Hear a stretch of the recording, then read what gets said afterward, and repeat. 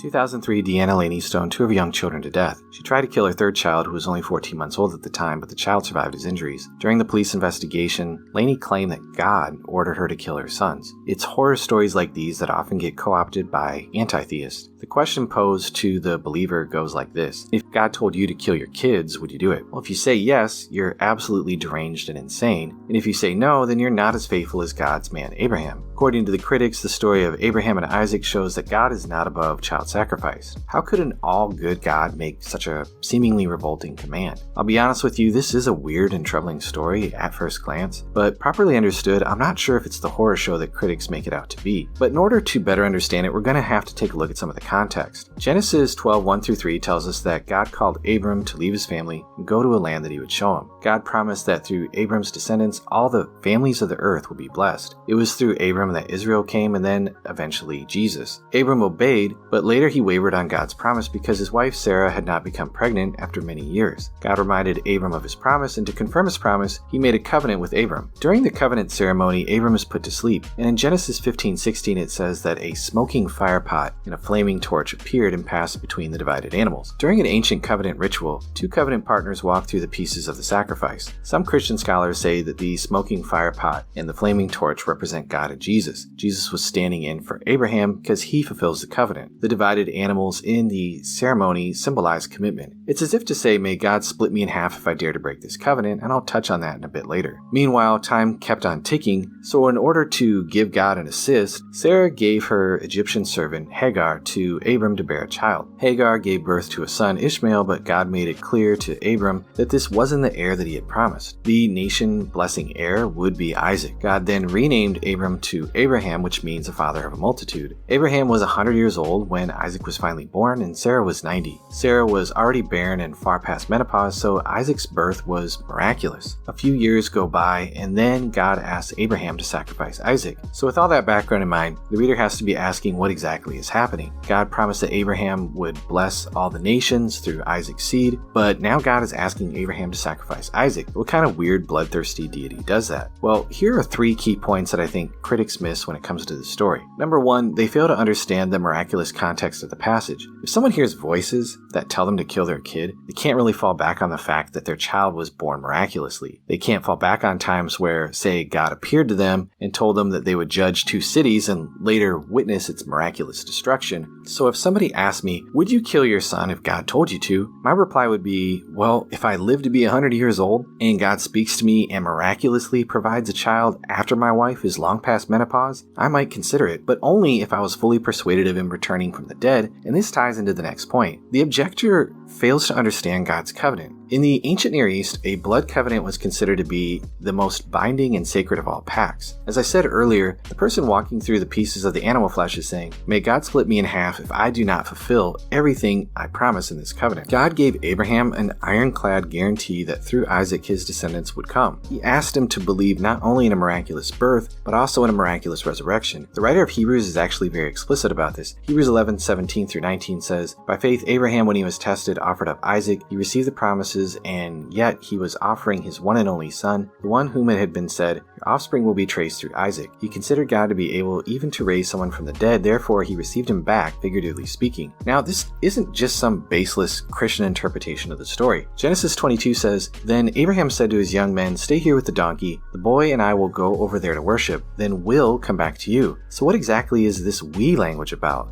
Because of his covenant with God, Abraham believed that God would raise Isaac from the dead. Before, Abraham was willing to sleep with Sarah's servant Hagar to help God out. Now he's so firm and persuaded in his belief that he knows that he could run a knife through Isaac and it still wouldn't change God's promise. God would bless all nations through Isaac. So again, if I was asked, if God told you to kill your son, would you do it? The answer would be, well, I might if I unmistakably knew that God would raise him from the dead. Now, notice that Isaac still lived with Abraham after this happened up until he was 40 years old and got married. We see this in Genesis 24. Isaac also gives his father an honorable burial after he dies. We see that in Genesis 25. Then in Genesis 26, we see that Isaac isn't angry with God over this incident. Rather, he builds an altar to him. We read that God also appears to Isaac and reiterates the promise that he made to his father. And that brings me to my my final point. Genesis 3:15 says that there would be a descendant of Eve who would crush the head of the serpent, but this serpent slayer would receive a fatal wound in the process. When you put these two promises together, the crushing of the serpent's head would bless all nations. God carried out what he commanded Abraham to do on the cross. Jesus was Abraham's seed, the one whom all nations will be blessed. When God issues these commands to Abraham, it could be that Abraham saw Isaac's sacrifice as what would bring the resurrection and redemption right then and there. Let's think about it for just a second. Abraham would have known about the failure of Adam. He would have known about the wickedness of the whole world and the flood that came to judge it. And Abraham would have been aware at God's judgment at the Tower of Babel. So when Abraham was called, he would have understood his calling as the reversal of all of these terrible calamities that had already happened. God disinherits the nations at the Tower of Babel, but now he is told that his seed will bless all of these nations that God previously disinherited. Now you might think what I'm saying is a bit of a stretch, but centuries later, Jesus says that Abraham rejoiced to see his day. And Galatians 3:8 says that God preached the gospel to Abraham. Paul and John's gospel indicate that Abraham knew a lot more than what we would give him credit for. And at the fullness of time, Jesus comes. He sets himself on the altar as Isaac was set on the altar. He believed that he had the power to lay down his life and to take it back up. He believed that by doing so, he would bring in many sheep from outside of Israel. At the time of the first century, the Jewish people had very little spiritual or cultural influence in the known world outside of their own communities. Most Jews refused to even eat with non-Jews and made very little effort to spread their beliefs. Christianity comes along, and now centuries later, billions of people have worshipped the God of Abraham. All the nations of the world have been blessed by his seed. The worldwide influence of Abrahamic heritage is undisputable. So again, if I was asked, if God told you to kill your son, would you do it? The answer would be possibly, if I had miraculous proof that A, God would raise him from the dead, and B, that by doing so, my obedience would bless all nations. Then I'd hope that I would at least have the courage to do so. Governments call upon us to sacrifice our sons in a war for the good of our country. So doesn't God, who sacrificed his own son and gives us our very next breath, an even greater right to do so? So for these reasons, the story of Abraham and Isaac does not show that God condones human sacrifice. It should be noted that God never let sacrifice happen, and while the story appears to be weird if not downright evil, when you understand the miraculous and theological context, it's not at all what critics make it out to be. Notice also that no one outside this strange story do we see anybody sacrifice a child to Yahweh except in the book of Judges, and in Judges we're alerted to the fact that Israel had departed from God. Jephthah was never commanded to sacrifice his daughter, even though he did. That wasn't something that God ever told him to do. Under normal circumstances, running a knife through your child would be a terrible idea. Obviously, you would deserve to go to prison or into a mental institution. But then again, God did not supernaturally tell anyone that through their line, the Messiah would come, and no one else had a child born to them when they were 100 years old. That those elements are included into the story ought to change the way that critics view it. Now, someone might say, well, yeah, but didn't God forbid murder in the Ten Commandments? How could taking an innocent life ever be morally permitted? Considering the following statements. Number 1, God's command to do X obligates person Y to do X. Number 2, it's wrong to kill innocent human beings. Number 3, God commanded Abraham to take an innocent life. How can a believer of the Abrahamic faith hold to all three statements consistently? We can accept one since God's commands are rooted in his good nature and purposes. As far as 2, even apart from God's command, that doesn't always hold under every circumstance. There are exceptional cases when taking an innocent human life could be morally permissible. Take for instance the September 11th attack. The president gave orders to shoot down the planes even though they contained innocent people because those planes became weapons aimed at killing even more innocent civilians. While very tragic, such a command was justified in an attempt to stop greater tragedies. Also, under normal circumstances, stopping a person's heart from beating would be the wrong thing to do. But if a doctor performing a coronary bypass surgery would be doing such a thing in order to save somebody's life, it's a good thing to do. And the doctor in these cases has the power to restart the person's heart. So if God promises to bring someone back from the dead after they are killed, it's still a hard command, but he's not leaving that person dead. Skeptics like to say that extraordinary claims require extraordinary evidence.